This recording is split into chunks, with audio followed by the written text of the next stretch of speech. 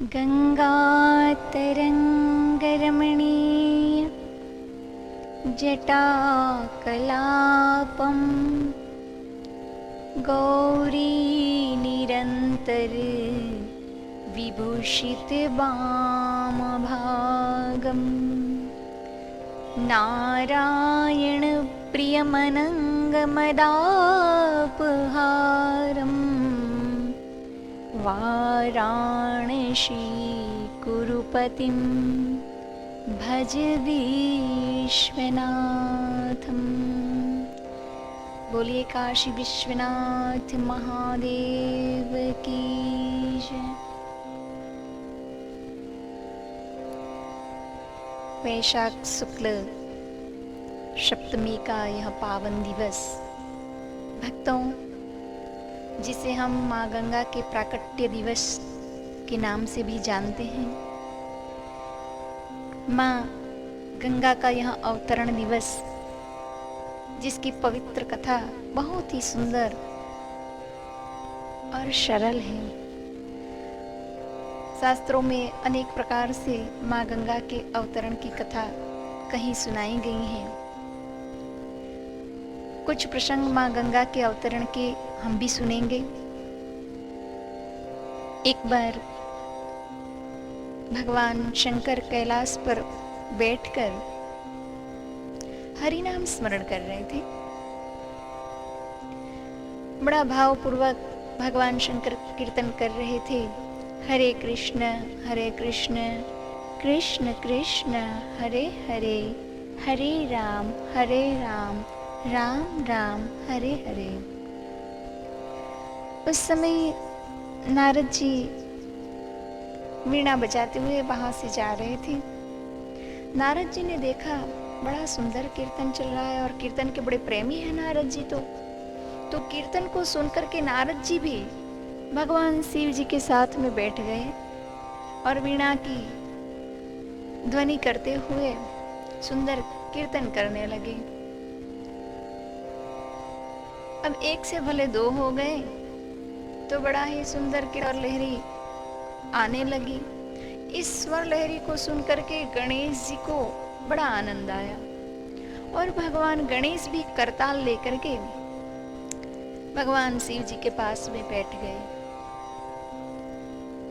अब तो बड़े ही सुंदर ढंग से कीर्तन होने लगा। भगवान शंकर, नारद जी और गणेश जी सब लोग बड़े भाव से कीर्तन कर रहे थे। इस कीर्तन को सुन करके भगवान विष्णु प्रसन्न हो गए और भगवान विष्णु भी वहां पर आ गए। अब कीर्तन को सुनते सुनते भगवान विष्णु इतने मग्न हो गए कि वो प्रेम की धारा में बहने लगे। भगवान विष्णु के रोम रोम से जल निकलने लगा, यानी कि पसीना निकलने लगा। भगवान स्वयं अपनी स्थिति में आए जब उस प्रेम स्थिति में से, तो शंकर जी ने पूछा कि प्रभु, आपके शरीर से यह जल निकला है, आपकी आंखों से जो ये अश्रु निकले हैं, इस जल को हम क्या कहेंगे? तब भगवान शंकर की इस बात को सुनकर भगवान विष्णु ने बड़ी प्रसन्नता से कहा कि यह ब्रह्म द्रव्य, यानी कि ये कोई साधारण जल नहीं है। ब्रह्म के पिघलने पर यह ब्रह्म द्रव्य बना है। तो ये जल गोविंद के पिघलने से, ये साधारण जल नहीं है, स्वयं गोविंद पिघला है नाम स्मरण सुन करके, इसलिए इस जल का नाम गंगा होगा। इस आर्त स्वर आर्त ध्वनि को सुनकर ब्रह्मा जी वहां आए और ब्रह्मा जी ने इस जल को अपने कमंडल में धारण कर लिया। और वहीं ब्रह्मा जी जब भगवान वामन बलि का अभिमान तोड़ करके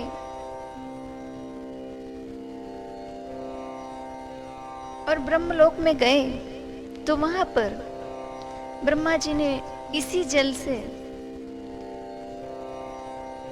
भगवान विष्णु के चरण को धोया, जिससे वो विष्णुपदी कहलाई। और जब भगवान विष्णु के चरण से राजा भगीरथ जी की तपस्या से माँ गंगा शिव जी की जटा में समाई, तो माँ गंगा का एक नाम जटा संकरी पड़ा। और इसी माँ गंगा को पृथ्वी पर लाने के लिए राजा भगीरथ जी ने जो तपस्या की, राजा सगर के 60,000 पुत्रों को मोक्ष दिलाने के लिए राजा भगीरथ ने खूब तपस्या की और माँ गंगा को प्रसन्न किया, भगवान शिव को प्रसन्न किया। आगे आगे भागीरथ जी का रथ चल रहा है और पीछे पीछे माँ गंगा आ रही है, जिससे माँ गंगा का एक नाम भागीरथी पड़ा। और गंगा सागर पर जा करके जिनकी लाखों वर्ष पहले की राख पड़ी थी, वो सब माँ गंगा के स्पर्श से भगवान के पार्षद बनकर के वैकुंठ को प्रस्थान करते हैं।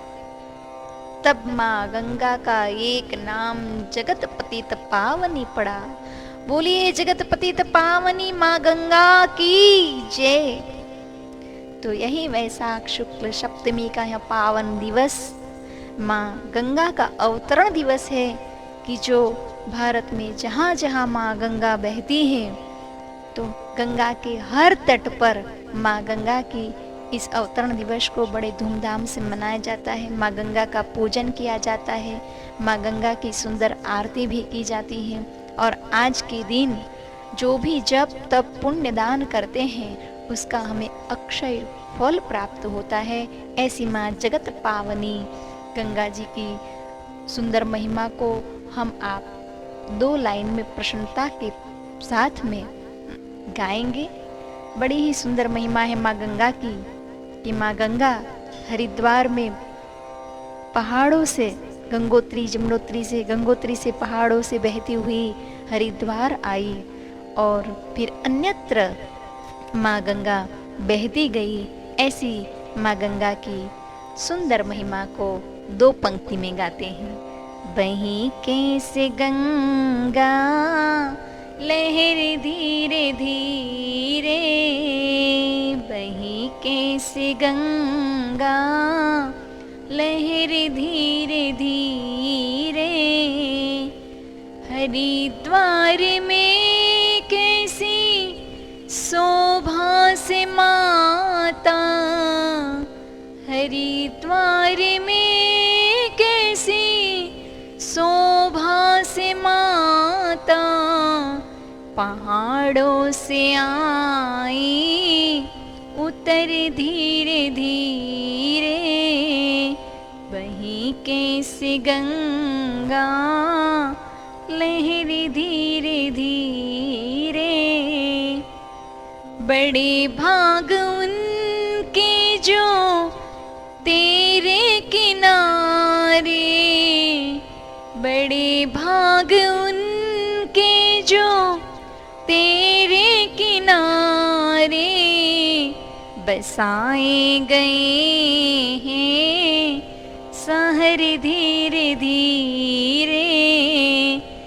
बड़ी बही कैसे गंगा लहर धीरे धीरे, अनेकों की बिगड़ी बनाई माँ तूने, अनेकों की बिगड़ी बनाई माँ तूने, मेरी भी ले ले खबर धीरे धीरे, मेरी भी ले ले खबर धीरे धीरे। बही कैसे गंगा लहर धीरे धीरे, हरिद्वार में सी शोभा से माता, पहाड़ों से आई उतर धीरे धीरे, बही कैसे गंगा लहर धीरे